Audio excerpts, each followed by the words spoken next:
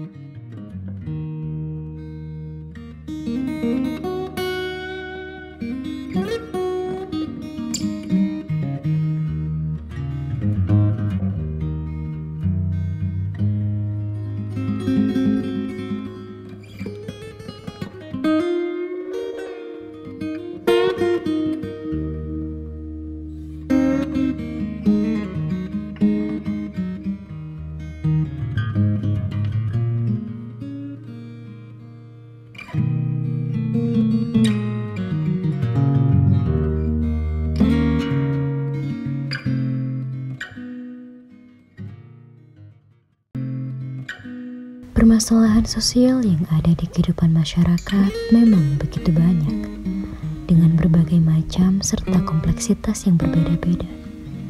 Mulai dari adanya gejala sosial penyimpangan, kriminalitas, pelecehan seksual, serta bentuk pelanggaran nilai dan norma yang ada, telah menjadi konsensus. Begitu juga ada permasalahan atau fenomena sosial tentang kemiskinan atau orang-orang miskin yang menghiasi suatu negara atau daerah wilayah tersebut. Lantas, apa itu kemiskinan? Secara umum, pengertian kemiskinan adalah sebagai suatu kondisi ketidakmampuan pendapatan. Menurut Milton Friedman, ekonom asal Amerika Serikat, kemiskinan adalah ketidaksamaan kesempatan untuk memformulasikan basis kekuasaan sosial yang meliputi aset seperti tanah, perumahan, peralatan, dan kesehatan, serta sumber keuangan seperti pendapatan dan kredit yang memadai. Kemudian, organisasi sosial politik yang dapat dimanfaatkan untuk mencapai kepentingan bersama, jaringan sosial untuk memperoleh pekerjaan, barang, dan jasa. Selanjutnya ada pengetahuan atau keterampilan yang memadai, serta informasi yang berguna bagi seseorang tersebut.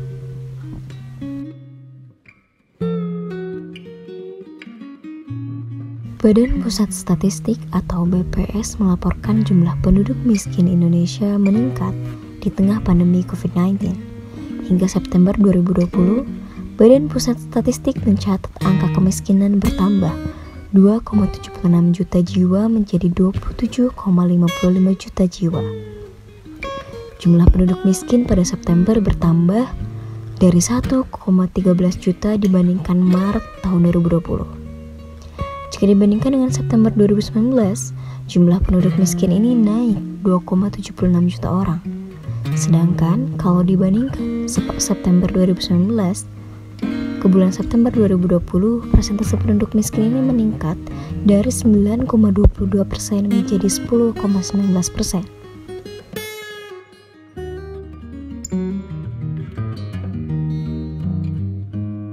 Kemudian jumlah penduduk miskin pada Maret 2019 sebesar 25,14 juta orang, menurun 0,53 juta orang terhadap September 2018 dan menurun 0,80 juta orang terhadap Maret 2018.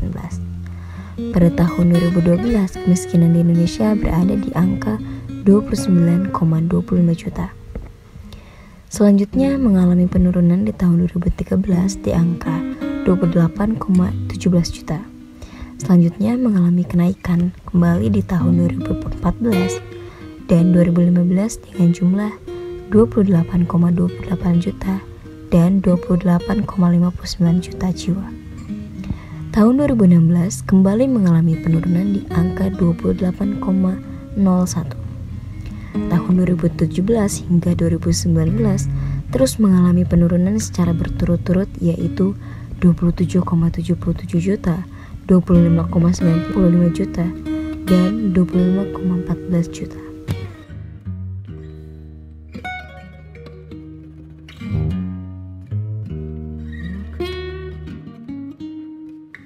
Hasil survei BPS pun memperlihatkan kenaikan jumlah penduduk miskin di perkotaan lebih tinggi dibandingkan dengan pedesaan. Jika dibandingkan dengan September 2019, jumlah penduduk miskin di perkotaan naik 1,32%, sedangkan di pedesaan hanya naik 0,60%.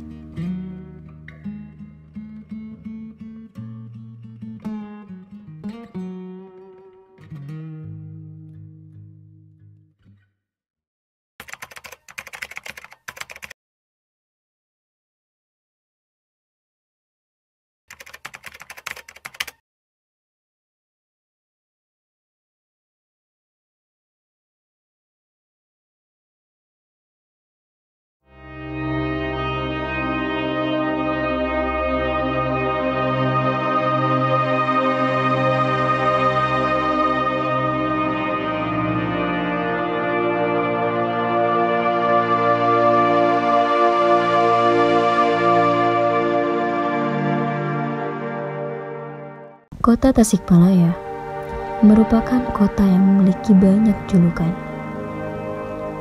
Ada banyak sebutan juga yang disematkan pada kota Tasikmalaya. Satu di antaranya adalah Sang Mutiara dari Priangan Timur. Ada pula yang menamainya dengan Kota Seribu Bukit. Sebagiannya lagi menyebutnya sebagai Kota Santri. Kota kecil yang diharapkan menjadi pusat perdagangan termaju di Priangan Timur ini memang menyimpan sejuta cerita. Kendati tidak mempunyai tempat wisata alam, gunung atau pantai, kota ini punya fasilitas publik yang terbilang lengkap. Selain ada bandar udara, hotel-hotel berbintang pun menjamur. Bahkan terminal dan pusat perbelanjaan terbesar di Priangan Timur juga ada di sini. Namun, di balik semua kemegahan itu, ada fakta yang mengejutkan.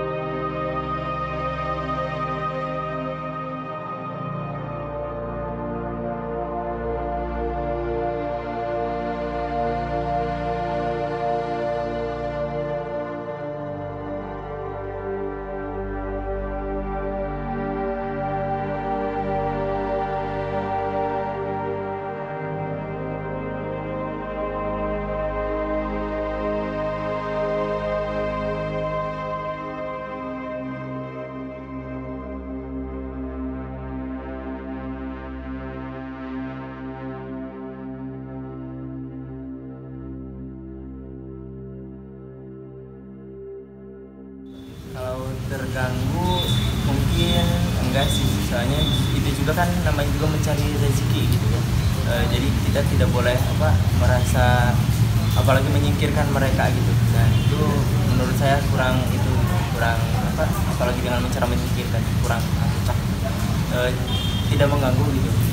Itu apa, jadi di sela-sela waktu lampu merah itu ada hiburan gitu, ada hiburan. Dia juga mintanya secara sopan, nggak terlalu gimana gitu.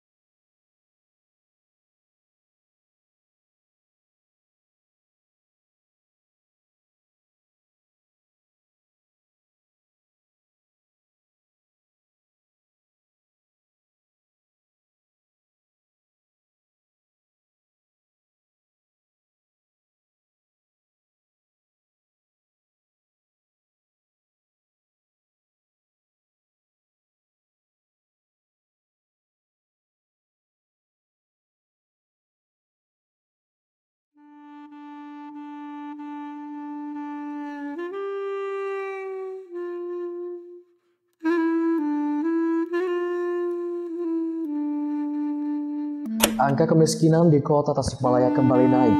Tahun sebelumnya angka kemiskinan tercatat 12,97%, pada tahun ini menjadi 13,13%. Wali Kota Tasikmalaya Muhammad Yusuf menilai kenaikan angka kemiskinan tersebut wajar lantaran berdampak situasi pandemi COVID-19. Kini pihaknya menginstruksikan seluruh SKPD untuk melakukan kegiatan yang bersifat memberdayakan masyarakat. Kota Tasikmalaya merupakan daerah termiskin di Jawa Barat. Persentase penduduk miskinnya ini tertinggi berdasarkan Badan Pusat Statistik tahun 2019. Persentase penduduk miskin di Kota Tasikmalaya sebanyak 11,6% dibandingkan dengan daerah lainnya yang ada di Priangan Timur. Tingginya angka kemiskinan ini seolah bertolak belakang dengan kondisi fisik perkotaan yang memiliki banyak hotel berbintang, pusat perbelanjaan modern, hingga tempat hiburan. Fakta ini dapat kita lihat dengan jelas ketika di pusat kota Tasikmalaya masih banyak yang belum memiliki pekerjaan yang layak. Permasalahan kemiskinan ini tidak hanya menjadi beban bagi masyarakat, tetapi juga menjadi beban negara atau pemerintah. Maka dari itu, perlu kerjasama serta kolaborasi antara pemerintah dan masyarakat untuk meminimalisir angka kemiskinan di kota Tasikmalaya ini.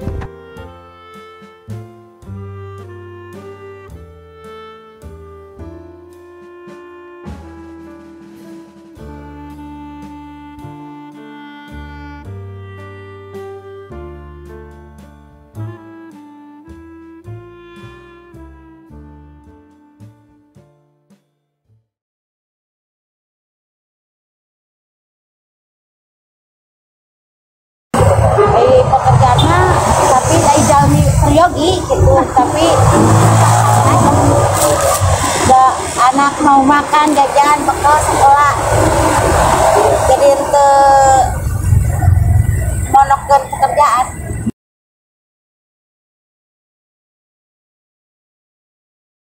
Rongsokan nggak ada, Langkung susah. hai nama tiga wangi tabu padayungan aku dapat dua.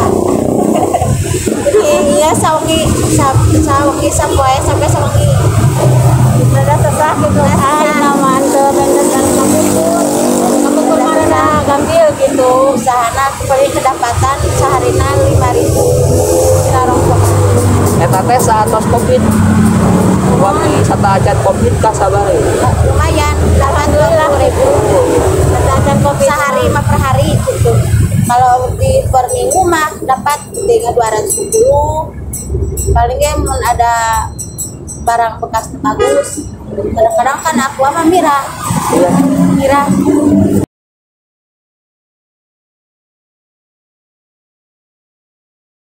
Ayam ngaraos mah tina pembantuan PKH budak sekolah tilu bulan sasasi anu saja mah daya anu bangsos bangsa beas gitu kan Saya abi mah nyage suami utos lanjut usia gitu. Saya we abi mah gitu.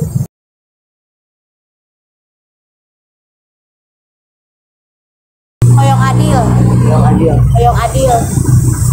Rata itulah rata sadayana hoyong rata di pasien atun teu ageng ge atuh 1 kilo ewang. Kadatan janten manfaat barokah 1 kilo. Iya. Kayak sakarung ge teu janten manfaat mah teu keren naon. Keren 1 kilo rata. Sadayana rata 1 kilo ewang.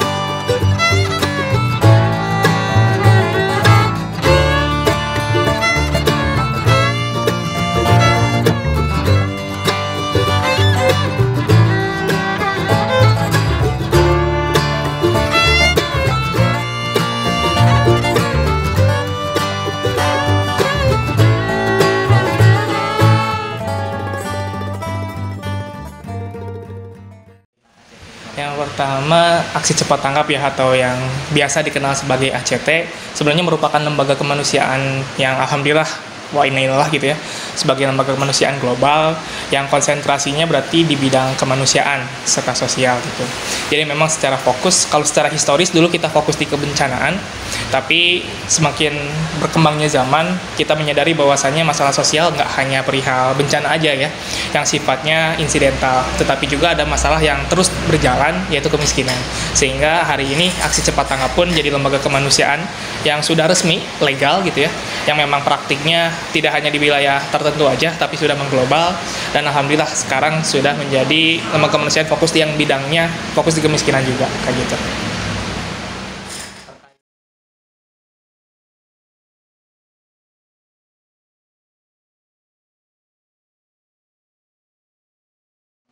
Oke.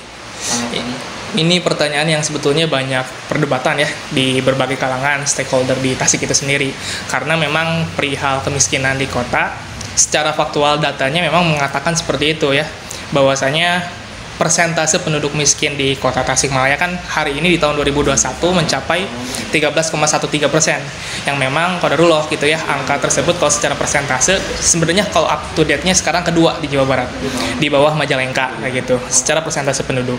Tapi memang ketika kita berbicara kemiskinan sih idealnya kita tidak hanya berbicara tentang persentase penduduk aja, karena pada dasarnya kan penduduk di suatu wilayah sangat dipengaruhi oleh kondisi daerahnya tertentu. Jadi bisa dikatakan nggak apple to apple ketika kita membandingkan kemiskinan kota Tasik dengan kemiskinan yang misalkan di kota Bandung atau mungkin di kota-kota lainnya kayak gitu, karena memang secara kondisi daerah berbeda ya, berbeda satu sama lain. Jadi belum tentu nih misalkan persentase penduduk kemiskinan di kota Tasik tinggi, tapi secara kondisi fullnya itu lebih parah dibandingkan kota-kota lain, itu sebenarnya belum tentu. Tapi yang disayangkannya juga nih, berdasarkan beberapa pemahaman yang lainnya juga, di BPS itu kan selain tentang indeks persentase kemiskinan, ada juga tuh yang dinamanya indeks kedalaman dan indeks keparahan. Nah, indeks kedalaman dan keparahan di Tasik, qadarullah kalau berdasarkan data yang ada sih, memang kalau dikaitkan dengan garis kemiskinan yang saat ini ada ya di Indonesia, bisa dikatakan masih cukup tinggi juga sebetulnya, jika memang harus melihat gitu ya, melihat kondisi. Kalau nggak salah peringkat kedua kota Tasik tuh indeks keparahannya, dan indeks kedalamannya itu ketiga gitu. Jadi kalau indeks keparahan tuh lebih ke arah bagaimana jomplangnya masyarakat miskin di Kota Tasik terhadap batas minimal garis kemiskinan, kayak gitu. Nah, kalau kedalaman itu lebih ke arah disparitasnya ataupun kesenjangan dengan lingkungan ataupun struktur sosial yang lainnya, kayak gitu. Dan itu memang kalau di Kota Tasik yang saya tahu gitu ya, berdasarkan data BPS yang update kemarin tanggal 31 Desember seperti itu sih.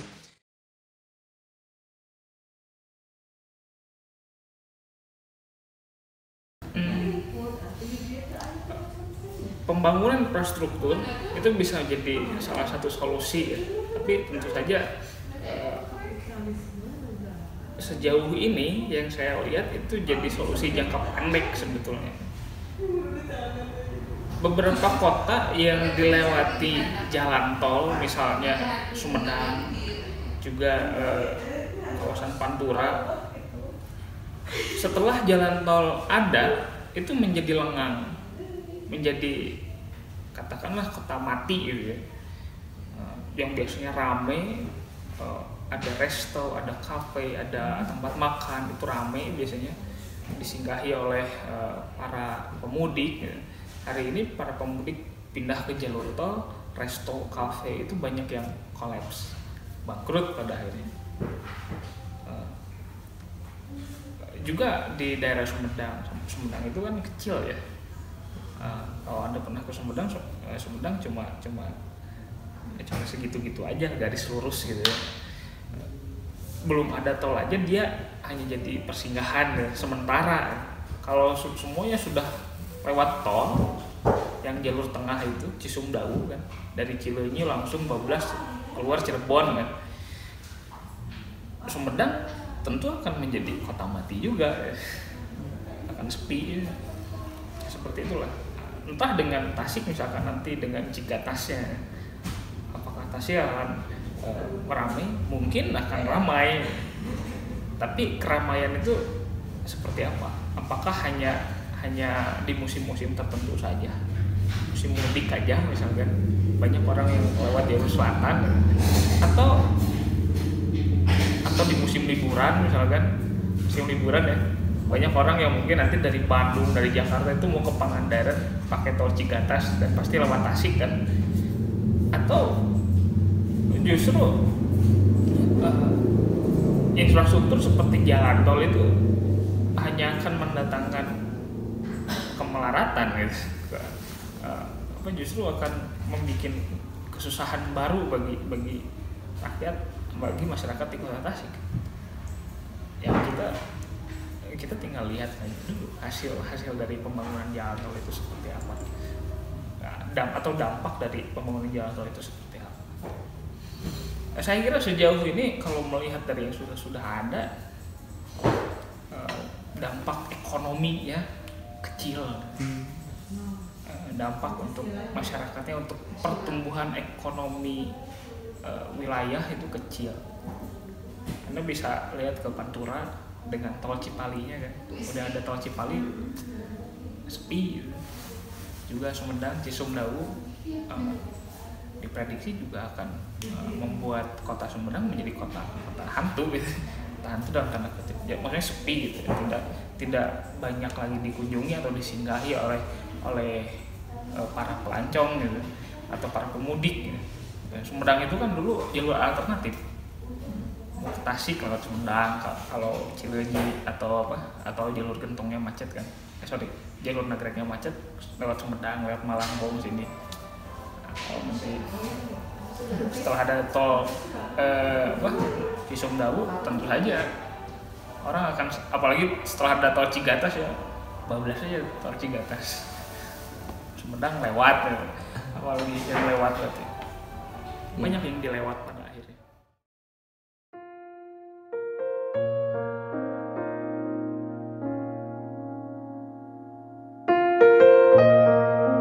Kemiskinan di kota Tasikmalaya ini menjadi sebuah keadaan yang memang cukup mengejutkan.